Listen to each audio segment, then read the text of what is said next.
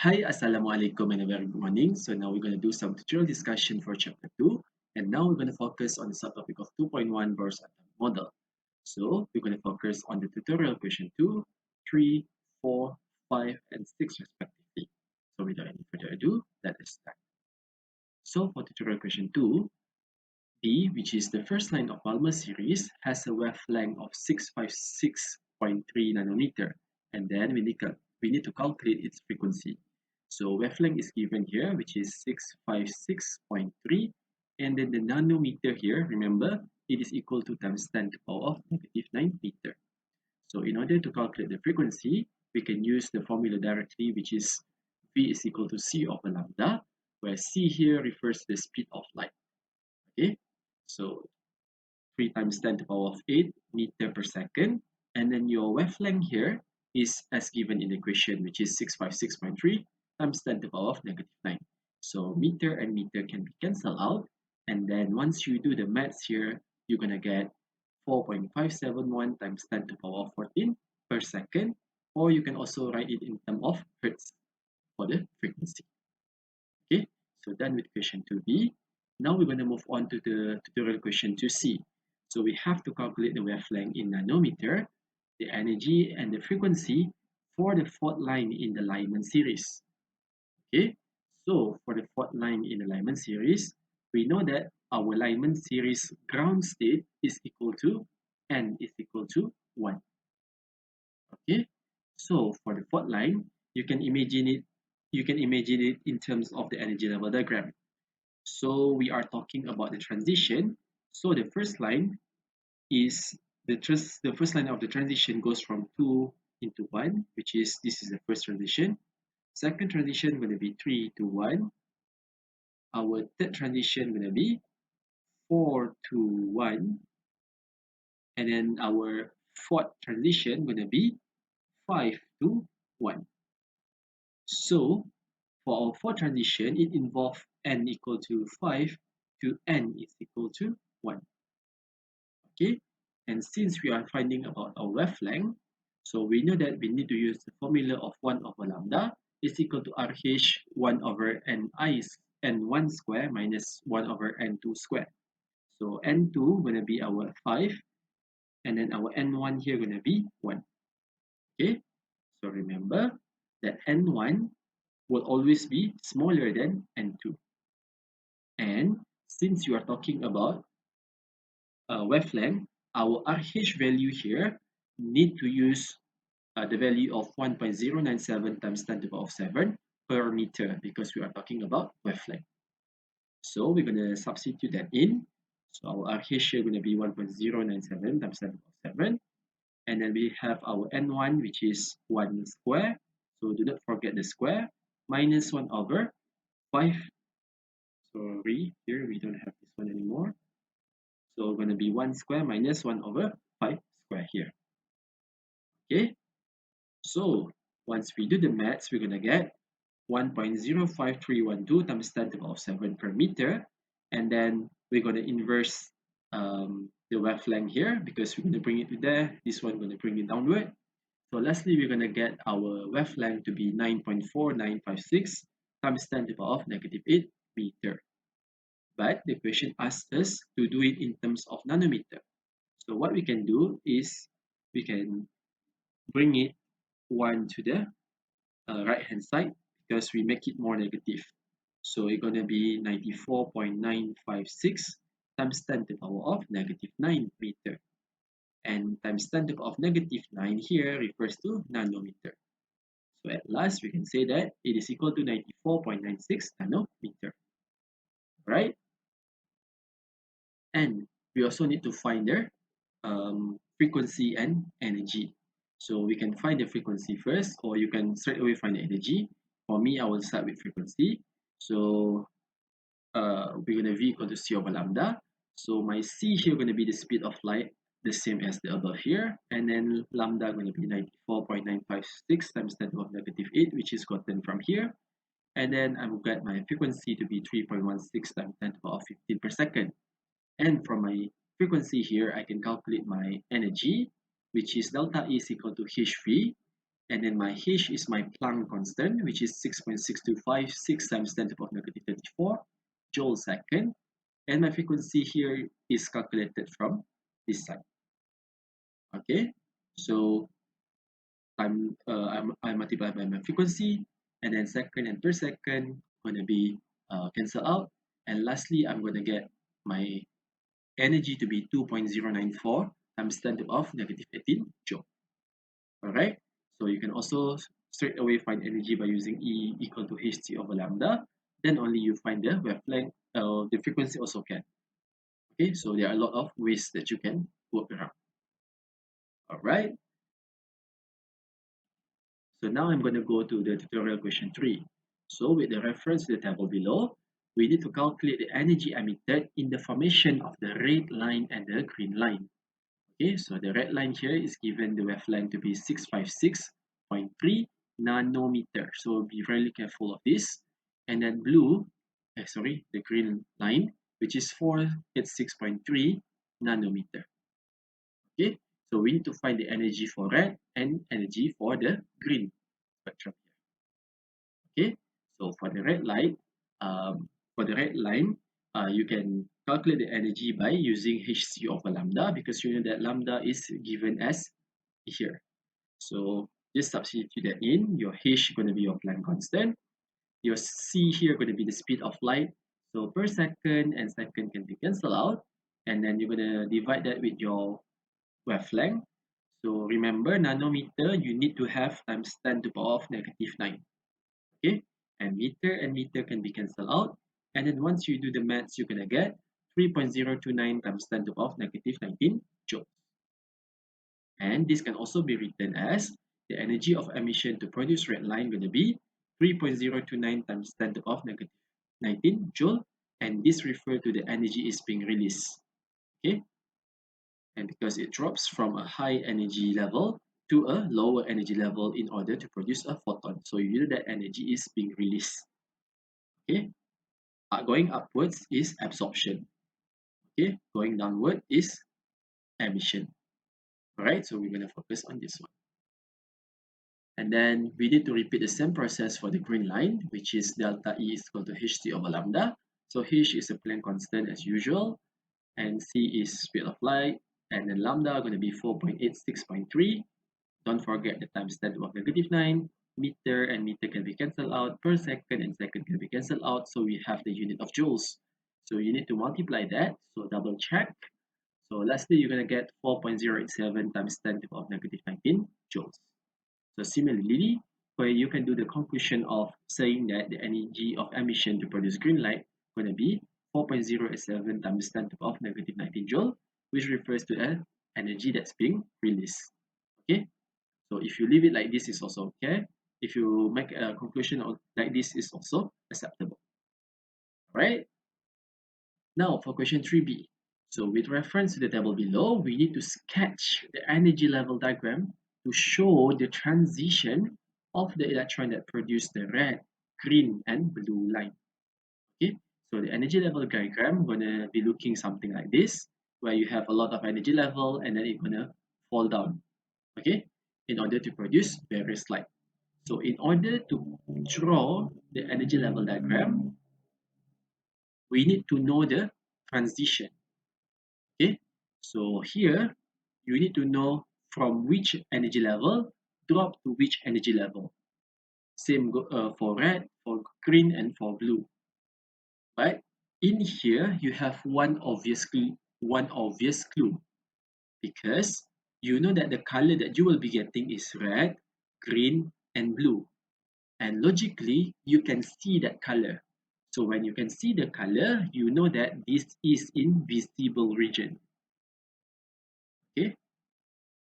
So when this is invisible region, so it basically tells you that they are in Balmer series. So when they are in Balmer series, you know that the ground state gonna be n is equal to 2. Alright. So you know that the ground state gonna be n equal to 2. But what you don't know is from what point to n equal to 2 will give what color. Alright, so you need to find out the n2 here. for green, for red, green, and blue. Okay, so for this, we're gonna relate our 1 over lambda is equal to RH 1 over n1 square minus 1 over n2 square, because we need to find our n2 here, okay, which is the higher energy level, drop down to n1. And we have our wavelength here, our RH is known, and our n1 is also known, which is the Balmer series, n1 equal to 2. So remember, n1 will always be lesser than n2. And since we are talking about our wavelength here, so our RH here needs to be using this value here, which is 1.097 times 10 to the power of 7 meter minus 1. Okay, so be really careful because some of you might use this formula, this value here, which is wrong. Okay, because this value here is for joules, which is for energy. Okay, so be careful of that. Okay, so for red line, we have our wavelength to be 1 over 656.3 times 10 to the power of negative 9 because it is in nanometer again. And then your RH going to be 1.097 times 10 to the power of 7. And then 1 here, you can just eliminate that. So 2 square, because our n1 going to be 2, and then square minus 1 over n2 square. Okay, so we need to find out the n2 here. So solve it. You can solve this part first, and then you bring this forward, and then you minus by 1 over n2 square. So lastly, you're going to get negative 1 over n2 square equal to negative 0.111. And then negative and negative can be cancelled out. So this one going to bring on the right hand side. This one going to bring it to the left hand side. And lastly, you're going to get n2 square is equal to 9. And then you know that it is equal to square root of 9. And then you're going to get lastly n2 is equal to 3. Okay, so you know that for red line to be produced, it need to drop from n equal to 3 to n is equal to 2 so that the red light can be produced. So you need to repeat the same process for the green and blue. Okay, so using the same formula, what the lambda as given here, your RH as mentioned here, and then you need your n2 here. Okay, so the one here can remove. So calculate nicely. So this one minus this one first, divided by this number, and then 1 over 4, you can bring it to the left hand side. So make sure you able to do this in the calculator. Okay, so you're gonna get negative 1 over n2 square equal to negative 0.062548. So negative and negative can be neutralized. So you can cross multiplication. And lastly, you're going to get n2 square is equal to 16. So you know that n2 going to be the square root of 16. And lastly, going to be n2 is equal to 4. Alright, so the energy level here refers to n equal to 4, drop to n equal to 2 in order to produce a green line. Alright, now repeat the same process for the blue line. So for the blue line, 1 over lambda is equal to RH 1 over n1 square minus 1 over n2 square. Lambda is given, which is 434.2 times 10 to the power of negative 9. RH is also known. And then you need to find the n2 here. So similarly, just do the same process and make sure that you know how to do this inside the calculator. If you are not sure, calculate that one by one. This one divided by this one, bring this forward. Okay, so negative and negative can be cancelled out. And then n2 square is equal to 25. So you know that n2 is equal to a set of 25, which means that n2 is equal to 5. So it's dropped from n equal to 5 to n equal to 2 in order to produce a blue line. Okay, so we're going to continue that on the next slide. Okay, so from the calculation that we did just now, we can conclude that in order to produce a red line, the electron dropped from n equal to 3 to n equal to 2 because we know that it is a Balmer series. And in order to produce a green line, the electron drops from n equal to 4 to n equal to 2. And then lastly, to produce a blue line, the electron drops from n equal to 5 to n equal to 2. So we need to sketch the energy level diagram. So as usual, we need to do the y-axis and then we need to label that with energy. Okay, and then we're gonna create the energy level. So the gap here started with a very big one, and then it got it smaller, smaller, smaller, smaller gap, smaller, smaller, smaller, and even smaller until it reached to the convergence limit. Okay, and we also need to label the energy level. So you can start with n equal to 1, n equal to 2, 3, 4, 5, and 6, and so on. So for the red line to be produced, you need to make a transition from n equal to 3 to n equal to 2. And then when the electron drops to there, a red line going to be produced. And then you also need to do another transition, which is from 4 to 2. And when the electron drops from this one to that one, a green line going to be produced. And then in order to produce a blue line, the electron drop from n equal to 5 to n equal to, sorry, from n equal to 5 to n equal to 2. So this is going to produce a blue line here. Alright, so this is how you're going to sketch the energy level diagram step by step. Now we're going to move on to the tutorial question 4. So figure below shows the Lyman series of the hydrogen emission spectrum. So we need to label the low and high energy N. Okay, so for the low and high energy N, we need to see it on the energy spectrum here. So as the gap getting closer and closer and closer, we know that the energy are increasing on this direction. So going to the left, the energy increases. Okay,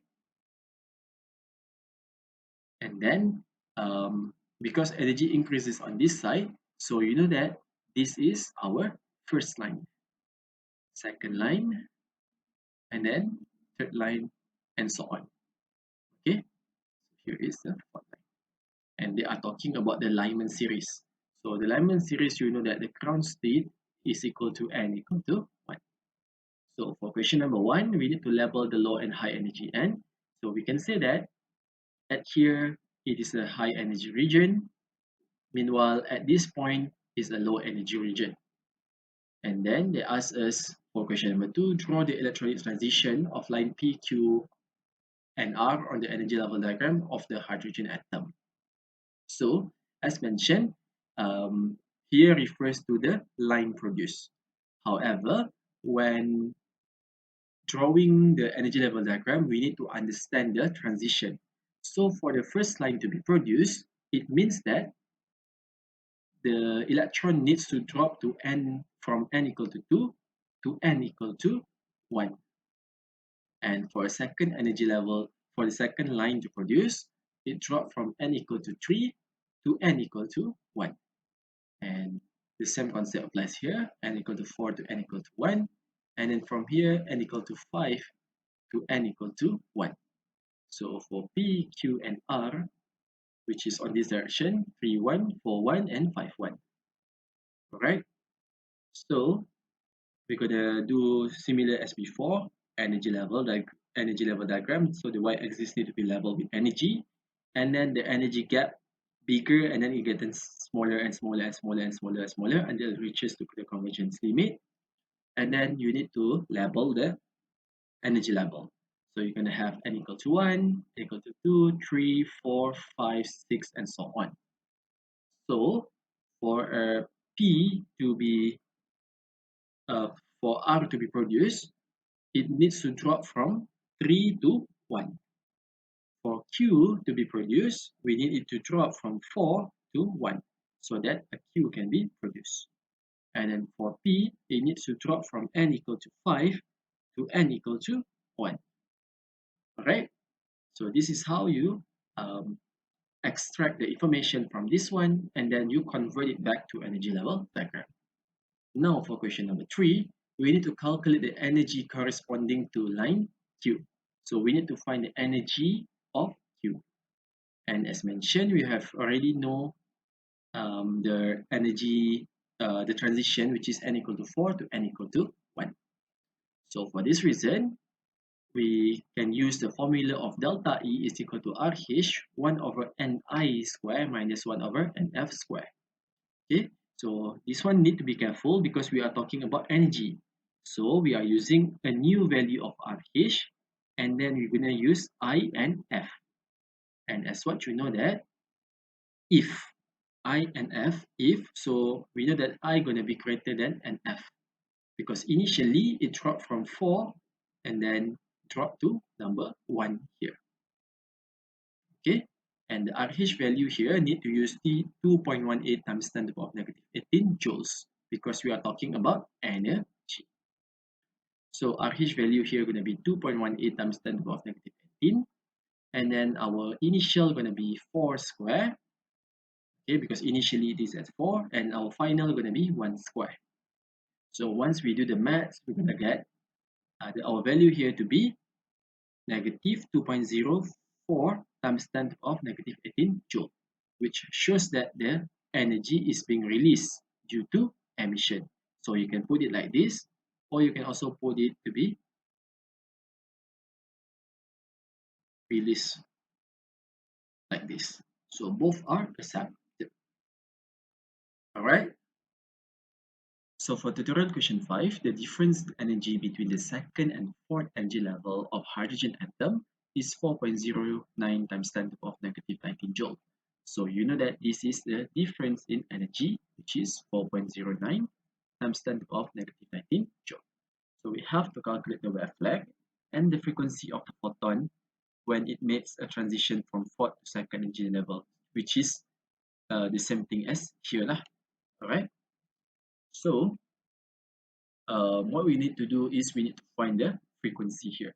So we can find the frequency by using delta E is equal to HV, where delta E here is given as here, which is 4.09 times 10 to the power of negative 19 joule, and our H here going to be the Planck constant, and then we can find our frequency. So once we do the maths here, where joules and joules can be cancelled out, and then we're going to get 6.173 times 10 to the power of 14 per second, or you can write it in terms of hertz. And then from the frequency, you can relate that with your wavelength, where V is equal to C over lambda, where C here going to be the speed of light, which is 3 times 10 to the power of 8. V is given from the is obtained from the first scenario here, and then you're going to find your lambda, which is the wavelength. So per second and per second can be cancelled out, and lastly, once you do the maths, you're going to get your lambda will be 4.86 times 10 to the power of negative 7 meter. So both of these are accepted. You can also start with delta E is equal to Hc over lambda in order to find lambda first. So this one is also okay. And then you want to find the frequency by using this formula is also accepted. Alright, so there are various ways to work around using this question. And now for question B, we need to find the energy emitted by 1 mole of electron for the above transition. So we have the energy already, which is the energy here going to be 4.09 times 10 to the power negative 19 joules. And we know that, 1 electron will release 4.09 times 10 to the power negative 19 joule. So for 1 mole of electron, we're going to multiply our energy here with Avogadro constant because we are talking about mole. Okay, so 1 electron has 4.09 times 10 to the power negative 19 joule.